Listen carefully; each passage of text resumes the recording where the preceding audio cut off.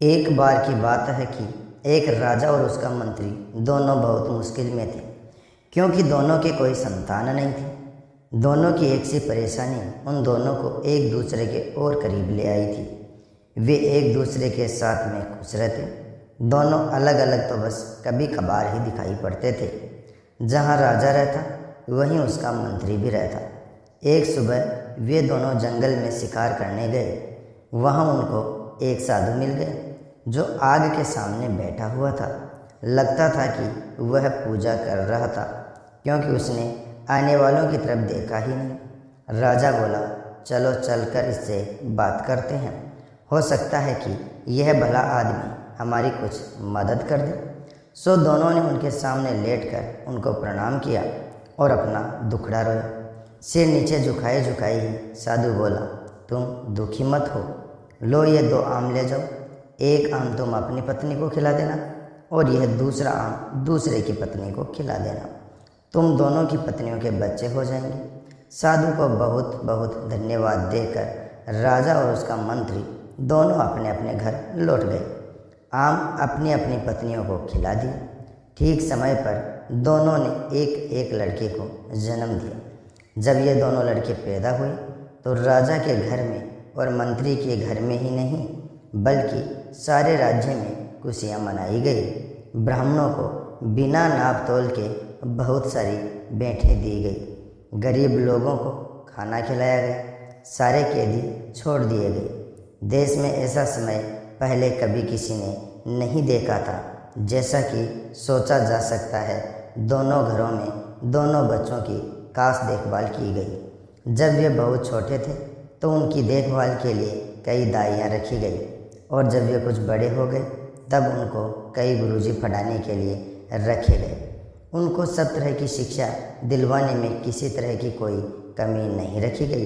इससे वे दोनों शिक्षा और कला दोनों में बहुत अच्छे हो गए। अपने पिता की तरह वे भी आपस में एक दूसरे से बहुत प्यार करते थे और दोनों अक्सर साथ साथ ही रहते। एक दिन वे दोनों शिकार खेलने के लिए एक साथ जंगल में गए। वहाँ वे दोनों घंटों तक शिकार की खोज में घूमते रहे। काफ़ी देर बाद राजकुमार थक गया और उसे प्यास भी लग आई। वे अपने घोड़ों से उतर गए और अपने अपने घोड़े एक पेड़ से बांध दिए। राजकुमार वहीं घोड़ों के पास बैठ गया और मंत्री का बेटा पानी की खोज में चल दिया। उसको जल्दी ही एक छोटी सी नदी मिल गई। वह राजकुमार की प्यास को तो भूल गया और उस नदी के स्रोत को ढूंढने चल दिया। वह 1-2 मील ही गया होगा कि उसको उसका स्रोत मिल गया। वहाँ उसने एक बहुत सुंदर परी को एक शेर के सहारे बैठा देखा। उसने यह भी देखा कि वह शेर उस परी से डरा हुआ था। यह दृश्य देखकर तो वह आश्चर्य से चौंक गया और इसे बताने के लिए राजकुमार के पास दौड़ गया। उसने राजकुमार को पिलाने के लिए थोड़ा सा पानी भी साथ ले लिया। जब मंत्री का बेटा राजकुमार के पास पहुंचा तो राजकुमार ने पूछा, अरे इतनी देर तक तुम कहाँ रह गए थे और तुम ऐसे डरे डरे से क्यों दिखाई दे रहे हो? तुम्हें क्या हुआ है? मंत्री के बेटे ने जवाब दिया, कुछ नहीं कुछ नहीं। राजकुमार बोला, कुछ तो हुआ है। तुम्हारा चेहरा बता रहा है कि तुम्हारे साथ जरूर ही कुछ हुआ है।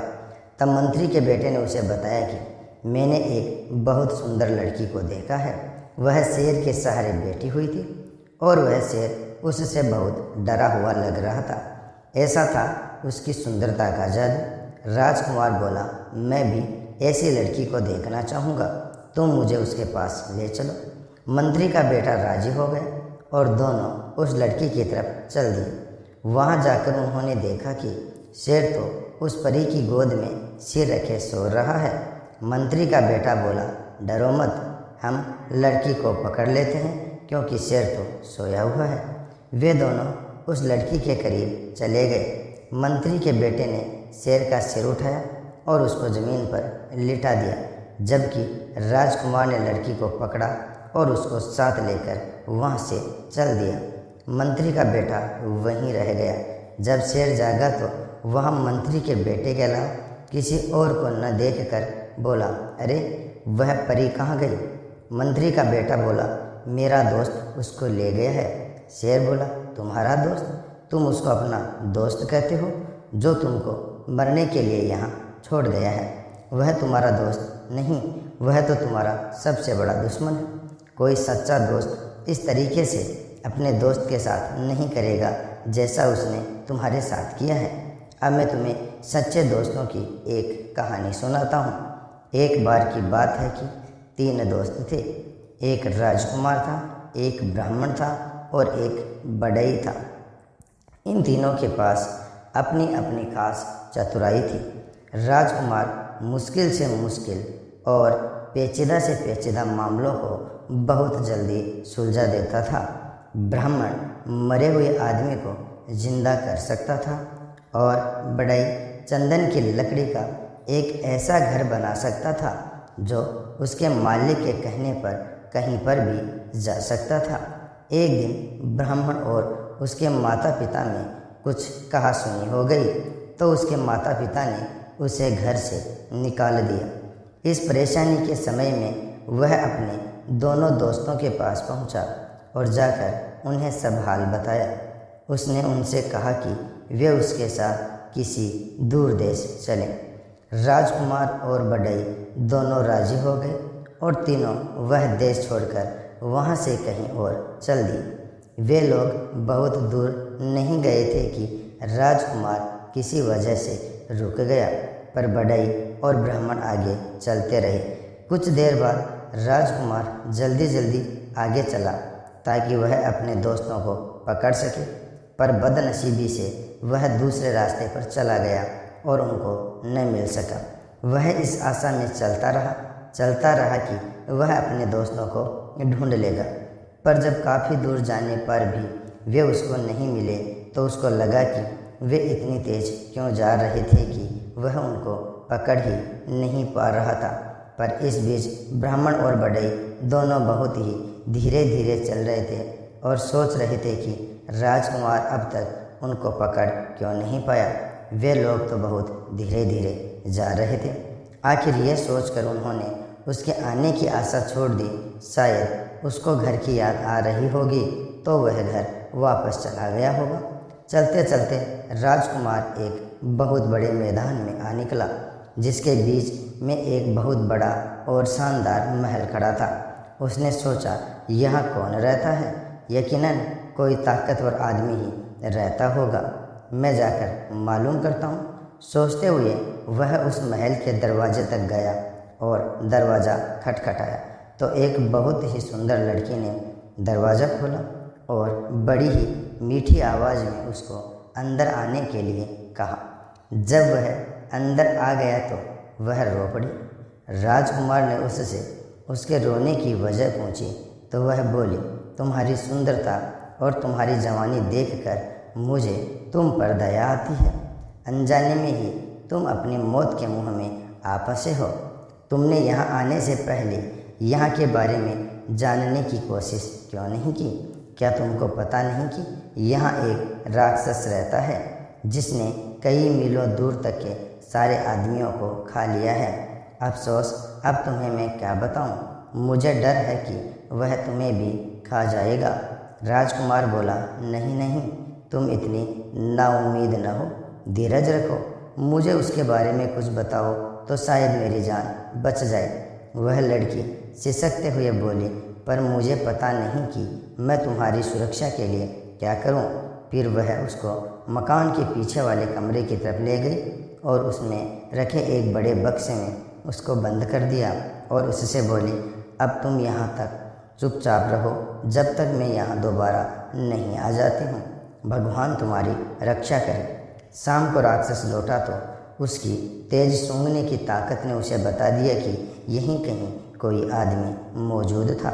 उसने लड़की से पूछा कि क्या तुम्हारे अलावा यहाँ कोई और भी आदमी है? कौन है? कहाँ है? वह जल्दी बताओ, मुझे बहुत ज़ोर की भूख लगी है। लड़की बोली, लगता है आज तुम्हारी तबीयत ठीक नहीं है। यहाँ कोई आदमी नहीं आया।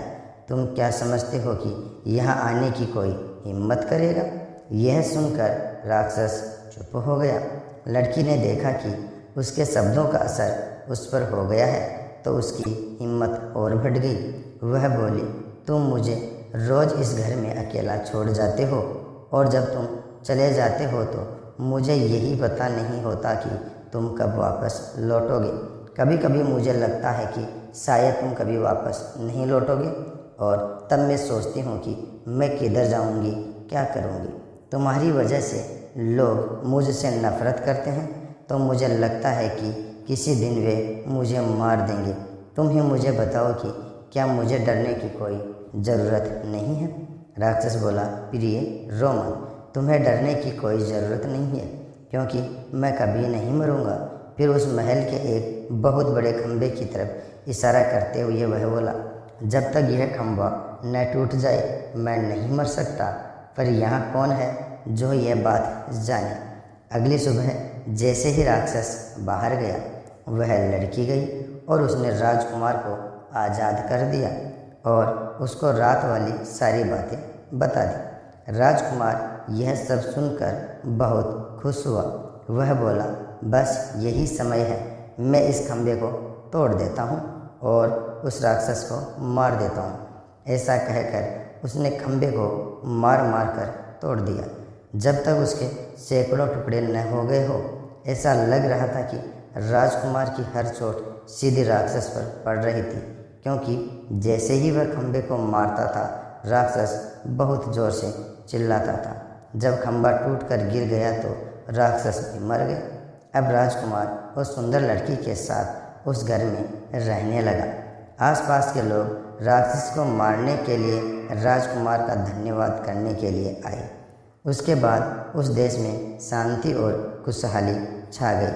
आसपास की ज़मीन पर फिर से खेती होने लगी, गांव बसने लगे। वातावरण में लोगों की हंसी और संगीत गूंजने लगा। पर सच्ची खुशी हमेशा के लिए तो नहीं रहती। एक दिन वह लड़की अपने घर की एक खिड़की के सामने अपने बाल संवार रही थी। बाल संवार कर कंघी उसने खिड़की की दीवार पर रख दी कि एक कौवा वहाँ आया और उस कंघी को लेकर उड़ गया। वह उसको बहुत दूर समुद्र के पास लेकर उड़ गया और वहाँ जाकर उसको पानी में गिरा दिया। वहाँ उसको एक बड़ी सी मछली ने निगल लिया और इस मछली को इत्तेफाक से एक मछुआरे ने पकड़ लिया। उसने देखा कि मछली बहुत बढ़िया थी, सो उसे वह राजा के महल में राजा के खाने के लिए दे आया। जब रसोइया मछली साफ कर रहा था तो उसको उसके पेट में एक कंघी मिली। उसको यह बड़ा अजीब सा लगा, सो वह उसको राजा के पास ले गया। राजा ने जब वह कंघी देखी तो उसने उसके मालिक से मिलने की इच्छा प्रकट की। उसने चारों तरफ अपने आदमी भेजे कि वह उस कंघी वाली का पता लगा कर लाए और उसको बहुत बड़ा इनाम देने का वादा किया जो उसे उसके पास लाएगा। कुछ समय बाद एक स्त्री मिली जिसने कहा कि वह उस कंघी को पहचानती है और उसने यह वादा भी किया कि वह उस कंघी की मालकिन को राजा से मिलवा देगी। वह राजकुमार की पत्नी से मिली और बहुत जल्दी ही उनके परिवार में घुल मिल गई। इतना ही नहीं बल्कि उसको घर में रहने के लिए भी बुला लिया गया। उसने तुरंत ही स्वीकार कर लिया।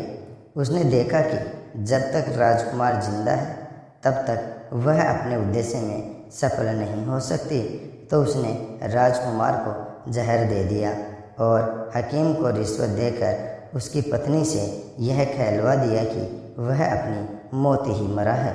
राजकुमार की पत्नी तो राजकुमार की मौत पर बहुत दुखी हुई और बहुत रोई। उसके इतना दुखी होने पर लोगों को लगा कि वह तो मर ही जाएगी, पर उसने उसकी लाश को नहीं छोड़ा। उसने उसको एक मजबूत बक्से में बंद करके अपने कमरे में रख लिया। उसने अपने पति से उसके दो दोस्तों के बारे में अक्सर सुना था कि वे क्या कर सकते थे। उसको यह आशा थी कि एक दिन वह उनसे ज़रूर मिलेगी और अपने पति को जिंदा करवा लेगी। जैसे ही उस स्त्री को मौका लगा उसने उस लड़की को उसका घर छोड़ने के लिए और अपने साथ रहने के लिए कहा कि यहाँ तो वह काफ़ी परेशान है, कुछ दिन कहीं दूर रह लेगी तो उसको थोड़ी शांति मिल जाएगी। लड़की राजी हो गई और उसके साथ चली गई। अपने घर आते ही उस स्त्री ने राजा को यह खबर की कि वह अपने उद्देश्य में सफल हो गई है। राजा वहां आया और उस लड़की को ज़बरदस्ती अपने महल ले गया और उससे प्रार्थना की कि वह उसके साथ उसकी रानी बनकर रहे। लड़की बोली कि वह उससे शादी तो कर लेगी, पर उसको 6 महीने का समय दिया जाए, क्योंकि उसके पंडित ने उससे ऐसा करने के लिए कहा था। राजा यह सुनकर बहुत खुश हुआ और उस दिन का इंतज़ार करने लगा जब वह दिन आएगा जब वह उस लड़की से शादी कर पाएगा। उसके लिए उसने एक छोटा सा महल सड़क के किनारे बनवा दिया था। वह उसी में अकेली रहती थी। इस बीच वह लड़की भगवान से यह प्रार्थना करती रही कि उसके पति के दोनों दोस्त कहीं से उसे मिल जाए तो वह इस राजा से शादी करने से बच जाएगी। वह हर जगह पूछताछ करती रही। वह हमेशा अपनी खिड़की पर ही बैठी रहती और इस आशा में बाहर की तरफ देखती रहती कि शायद वे दोनों वहाँ से कभी गुजरे। एक दिन उसने 2 आदमी अपने घर की तरफ आते देखे तो उसने उनसे पूछा, आप लोग कौन हैं और कहाँ से आए हैं? वे बोले, हम लोग यात्री हैं और काफ़ी यात्रा करने के बाद यहाँ तक पहुँचे हैं। हमारे साथ हमारा एक दोस्त राजकुमार भी था। लड़की बोली, आप अंदर आइए और थोड़ा आराम कीजिए, फिर मुझे अपने खोए हुए दोस्त के बारे में कुछ बताइए। शायद मैं आपके खोए हुए दोस्त को ढूंढने में आपकी कुछ मदद कर सकूं। वे दोनों महल में चले गए और उस लड़की के पास बैठकर उन्होंने उसको अपनी सारी कहानी सुनाई। लड़की बोली, भगवान का लाख लाख धन्यवाद है कि आप लोग यहाँ पर हैं, पर मुझे अफसोस है कि राजकुमार तो मर चुका है। ब्राह्मण बोला, उसकी आप चिंता न करें, मैं उसको जिंदा कर लूँगा। भगवान का लाख लाख धन्यवाद है कि हम ठीक जगह पर पहुँच गए। भगवान आपकी हर इच्छा पूरी करें। आप हमें राजकुमार का शरीर दिखा दीजिए। लड़की बोली, पर ज़रा ठहरिए, हमको बड़ी सावधानी से काम लेना है। इस देश के राजा को मुझसे बहुत प्यार हो गया है। मेरी प्रार्थना पर वह शादी के लिए 6 महीने तक मेरा इंतज़ार करेगा। 6 महीने पूरे होने वाले हैं और 6 महीने पूरे होते ही वह मुझको यहाँ से ले जाएगा। हम लोगों को बहुत ही सावधानी से काम करना है, क्योंकि राजा ने मेरे चारों तरफ बहुत सारा पहरा लगा रखा है। जो कुछ भी यहाँ होता रहता है, ये पहरेदार जाकर राजा को सब बताते रहते हैं। मुझे यकीन है कि आपका यहाँ होना भी राजा को पता चल गया होगा। अब देखना यह है कि हम यहाँ से निकले कैसे। बढ़ई बोला, आप डरो मत।